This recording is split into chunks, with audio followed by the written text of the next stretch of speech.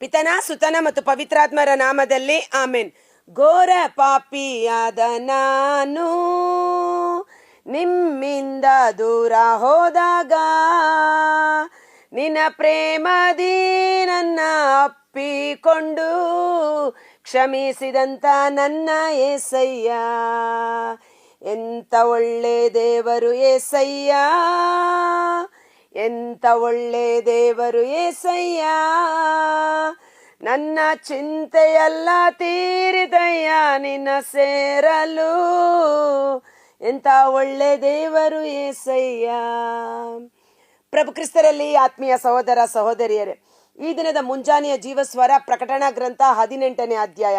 ಇದರ ಟೈಟಲ್ ನೋಡುವುದಾದರೆ ಬ್ಯಾಬಿಲೋನ್ ಪಟ್ಟಣದ ಪತನ.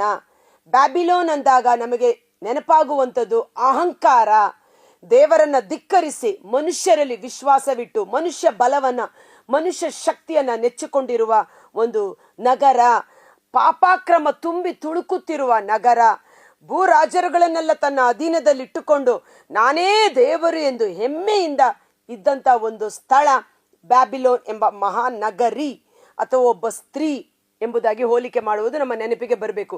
ಕಾರಣ ಕಳೆದ ಕೆಲವು ದಿನಗಳಿಂದ ಅದರ ಕುರಿತು ನಾವು ಧ್ಯಾನಿಸುತ್ತಾ ಬಂದಿದ್ದೇವೆ. 18ನೇ ಅಧ್ಯಾಯ ವಚನ 1. ಇವುಗಳಾದ ಬಳಿಕ ನಾನು ಮತ್ತೂ ಒಂದು ದಿವ್ಯ ದರ್ಶನವನ್ನು ಕಂಡೆ. ಸ್ವರ್ಗದಿಂದ ಮತ್ತೊಬ್ಬ ದೇವದೂತನು ಇಳಿದು ಬಂದನು. ಅವನು ವಿಶೇಷ ಅಧಿಕಾರವನ್ನ ಪಡೆದಿದ್ದನು. ದೇವರು ತನ್ನ ದೂತರನ್ನ ಬೆಂಕಿಯನ್ನಾಗಿಯೂ ಬಿರುಗಾಳಿಯನ್ನಾಗಿಯೂ ನೇಮಕ ಮಾಡುವವರಾಗಿದ್ದಾರೆ. ಈ ದೇವದೂತ ಒಂದು ವಿಶೇಷ ಅಧಿಕಾರವನ್ನ ಪಡೆದುಕೊಂಡು ಬಂದಂತ ದೇವದೂತ. ಅವನ ತೇಜಸ್ಸು ಭೂಮಿಯನ್ನು ಬೆಳಗಿತು. ದೇವದೂತರುಗಳ ಪ್ರಕಾಶಮಯ ಭೂಮಿಗೆ ಬೆಳಗನ್ನ ಬೆಳಗಿತು. ಅವನು ಗಟ್ಟಿಯಾದ ಧ್ವನಿಯಿಂದ ಇಂತೆಂದನು, ಪತನ ಹೊಂದಿದಳು, ಪತನ ಹೊಂದಿದಳು, ಬ್ಯಾಬಿಲೋನ್ ಮಹಾನಗರಿ ಪತನ ಹೊಂದಿದಳು. ಈ ಬ್ಯಾಬಿಲೋನ್ ನಾಶವಾಯಿತು. ಯಾಕಂದ್ರೆ ಹಿಂದಿನ ಅಧ್ಯಾಯದಲ್ಲಿ ನಾವು ನೋಡಿದ್ದೇವೆ, 17ನೇ ಅಧ್ಯಾಯದಲ್ಲಿ ಹರ್ಮೆಗೆದೋನ್ ಯುದ್ಧ. ಆ ಸ್ಥಳದಲ್ಲಿ ಭೂರಾಜರುಗಳೆಲ್ಲ ಒಟ್ಟಾಗಿ ಸೇರಿ ಬಂದು ಯಜ್ಞದ ಕುರಿಮರಿಯ ವಿರುದ್ಧ ಯುದ್ಧ ಮಾಡಿದರು. ಆದರೆ ಅವರಿಗೆ ಸೋಲುಂಟಾಯಿತು.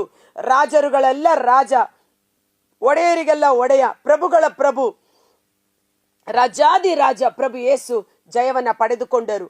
ಅವರು ಜಯವನ್ನು ಪಡೆದುಕೊಂಡ ಕಾರಣ ಆ ಬ್ಯಾಬಿಲೋನ್ ನಗರಕ್ಕೆ ಉಂಟಾದ ಸೋಲು, ಯಾವ ರೀತಿಯ ನಾಶನ ಅದಕ್ಕೆ ಉಂಟಾಯಿತು ಎಂಬುದು ಇಲ್ಲಿ ವಿವರಿಸಿ 18ನೇ ಅಧ್ಯಾಯ ಪೂರ್ತಿ ಅದರ ಬಗ್ಗೆ ಮಾತನಾಡುತ್ತದೆ.